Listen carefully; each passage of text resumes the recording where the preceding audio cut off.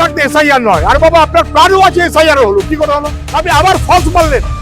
ওয়াকফ নিয়ে আপনি মানুষকে ফলস দিয়েছেন, এনআরসি দিয়ে ফলস দিয়েছেন, এসআইআর দিয়ে ফলস দিয়েছেন। মানুষ বুঝে গেছে তৃণমূলকে তাড়ালে বিজেপি আউট, বিজেপিকেও তাড়াতে হবে, তৃণমূল আউট।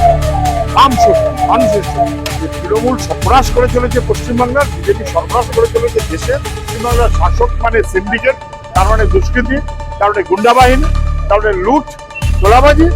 লুট তোলাবাজির শক্তি বনাম মানুষ। তৃণমূলের এই বাহিনীকে মানুষ তাড়াবে। আজকে ডায়মন্ড হারবার এখানে নমিনেশন বামফ্রন্টের প্রার্থীরা এবং আইএসএফ এর প্রার্থীরা। বহু মানুষের সমাগম হয়েছে, দেখেছেন সবাই, ঝান্ডা নিয়ে এসেছে। ডায়মন্ড হারবার, কুলপি, মন্দির বাজার, রায়দিঘি, এদিকে আসলে মগরাহাট পশ্চিম, মগরাহাট পূর্ব, ফলতা। তবে ডায়মন্ড হারবার সাব ডিভিশনের সবাই, তার মধ্যে বামফ্রন্টের প্রার্থী আছে, আইএসএফ এর প্রার্থী আছে। বিজেপি আর তৃণমূলকে হারাতে হবে। মানুষ বুঝে গেছে যে তৃণমূল সর্বনাশ করে চলেছে পশ্চিমবাংলার, বিজেপি সর্বনাশ করে চলেছে দেশের। আর এই দুই শক্তি মিলিয়ে মানুষকে এবং ভবিষ্যৎকে ধ্বংস করছে।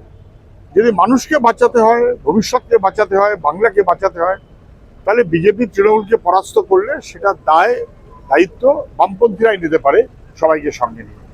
আজকে তারই প্রতিফলন। কারণ পশ্চিমবাংলার মতন জায়গায় সব জায়গাতে প্রচার করতে দেবে, তাহলে শাসক কি করে হলো? পশ্চিমবাংলার শাসক মানে সিন্ডিকেট, তার মানে দুষ্কৃতি, তার মানে গুন্ডা বাহিনী, তার মানে লুট তোলাবাজি। লুট তোলাবাজির শক্তি বনাম মানুষ। মানুষকে ধ্বংস করার শক্তি বনাম মানুষ।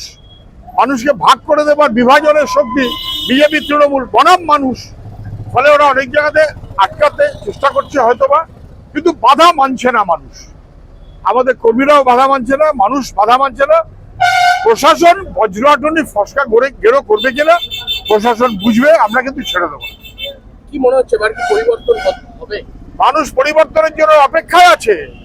আপনি লিখে রাখুন, তৃণমূলের বাহিনীকে মানুষ তাড়াবে।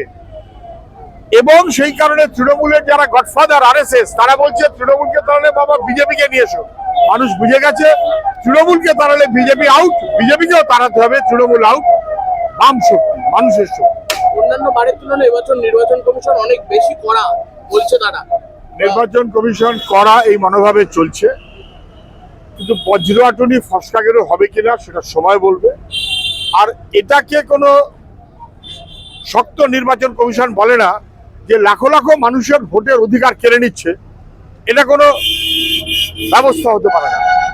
নির্বাচন কমিশন বিজেপির বকলমে মানুষের ভোটের অধিকার কেড়ে নিতে চেয়েছে, আর এ রাজ্যের প্রশাসন কার্যত তাকে মদত করেছে। এবং শেষমেশ মমতা ব্যানার্জি কোর্টে গিয়ে ওই যে ট্রাস্ট ডেফিসিট, তারপরে জুডিশিয়ারি, তারপরে ট্রাইব্যুনাল, এই বাড়তি বিপদের কারণ ঘটিয়েছেন মমতা ব্যানার্জি।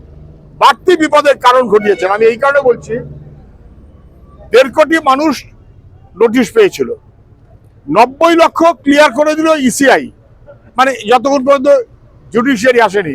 সেই 90 লক্ষের মধ্যে বাতিল হয়েছে 5 লক্ষ, মানে 5-6%। আর তারপরে মমতার লম্পজম্পে যা উনি করলেন, তারপর যে জুডিশিয়ারি হলো, উনি বললেন আমার জয় হয়েছে। ওনার কি জয়? ওনার জয় হচ্ছে বাকি 60 লাখের মধ্যে প্রায় 25-26 লক্ষ বাদ যাচ্ছে। 90-এ 5 বাদ যাচ্ছিল যখন মমতার জয় হয়নি। আর মমতার জয় হলো তখন যখন 60-এর মধ্যে প্রায় 25-30 লক্ষ, 25-26 লক্ষ বাদ চলে যাবে। 7-8 গুণ বাড়তি বাদ গেছে ভোটার মমতার অপরাধ। তারপরে তো ভোট হচ্ছে, এটা নিয়ে তারপরেও যে ভোট হচ্ছে এটা খুব দুর্ভাগ্যজনক। আমরা প্রথম থেকে বলেছি যে একজন যোগ্য ভোটারের নাম বাদ দিয়ে ভোট করা যাবে না, প্রথম থেকে আমরা বলছি। মমতা ব্যানার্জি ঠিক মতো করে চলতে পারতেন, চলেননি। আমি প্রাণ থাকতে এসআইআর নয়। আর বাবা আপনার প্রাণও আছে, এসআইআর হলো কি করে হলো? আপনি আবার ফলস মারলেন। ওয়াকফ নিয়ে আপনি মানুষকে ফলস দিয়েছেন। বামফ্রন্ট শূন্য, কিন্তু এমন শূন্য যে বিজেপিও বলছে যে তৃণমূলকে তাড়াতে আমরা একা পাবো না, ভাই সবাই এসো। আর মমতাও বলছে বাম ডান সবাই মিলিয়ে চলুন, আমরা বিজেপিকে তাড়াই। উনি বিজেপিকে এনেছেন, বসিয়ে রেখেছেন, বিজেপির সহায়তায় উনি বিপদ থেকে নিজেকে মুক্ত করেছেন। এখন উনি বেশি জ্ঞান দিচ্ছেন। তো হঠাৎ বামেদের কথা মনে পড়লো কেন? বামেরা নাকি শূন্য?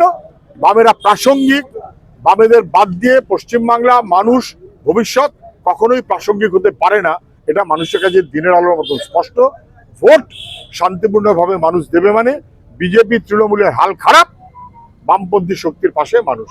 মোথাবাড়ির ঘটনা নিয়ে কি বলবেন? তো মোথাবাড়ির ঘটনা তো আমি একাধিকবার বলেছি। মোথাবাড়িতে ঘটনাটা শেষমেশ যা হয়েছে সেটা কারুর ভালো লাগার কথা নয়, সেটা নিশ্চয়ই নিন্দনীয়। ওইভাবে তাড়া করা, ভয় দেখানো, কোনো সন্দেহ নেই। যারা অপরাধী তাদেরকে গ্রেপ্তার করুক, কিন্তু সাধারণ মানুষকে হেনস্থা করা চলবে না। আমি যা বুঝছি সাধারণ মানুষকে হেনস্থা করার মনোভাব আছে, না মানবো না। অপরাধীদের চিহ্নিত করলে আলাদা কথা, কিন্তু তার চেয়েও বড় কথা, সবচেয়ে বড় অপরাধী কে মোথাবাড়ির ঘটনার পিছনে? মোথাবাড়ি এবং পশ্চিমবাংলায় এই লক্ষ লক্ষ মানুষের নাম বাদ দেবার, এই সব মিলিয়ে 25, 28, 30 কিছু একটা তো যাবে বলে মনে হচ্ছে।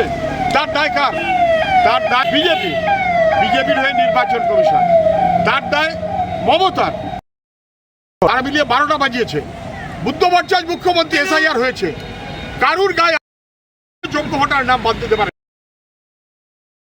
বিজেপি রাজ্যে তৃণমূল মানুষের নাম বাদ চলে যাচ্ছে, ফলে নাম বাদ গেলে তার রাগ হওয়াটা স্বাভাবিক, সংগত।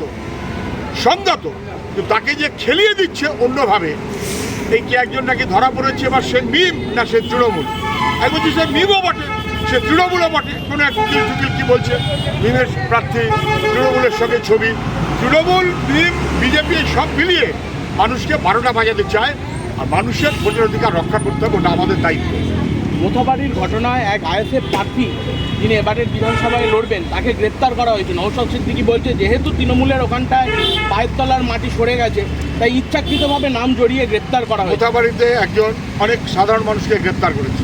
অপরাধীদের গ্রেপ্তার করুক, আমাদের কিছু বলার নেই, কিন্তু এই যে সাধারণ মানুষকে গ্রেপ্তার করেছে এবং তার মধ্যে বাছাই করে আইএসএফের যিনি প্রার্থী তাকেও সম্ভবত গ্রেপ্তার করেছে। তৃণমূলের পায়ের তলায় মাটি নেই, ওখানে বিজেপির কোনো চান্স নেই। ফলে ভয় পেয়ে গেছে তৃণমূল, ভয় পেয়ে গেছে প্রশাসন, এবং বাংলার মানুষের বিরুদ্ধে যুদ্ধ ঘোষণা করেছে। SIR-এ আপনি তার প্রতিফলন দেখছেন।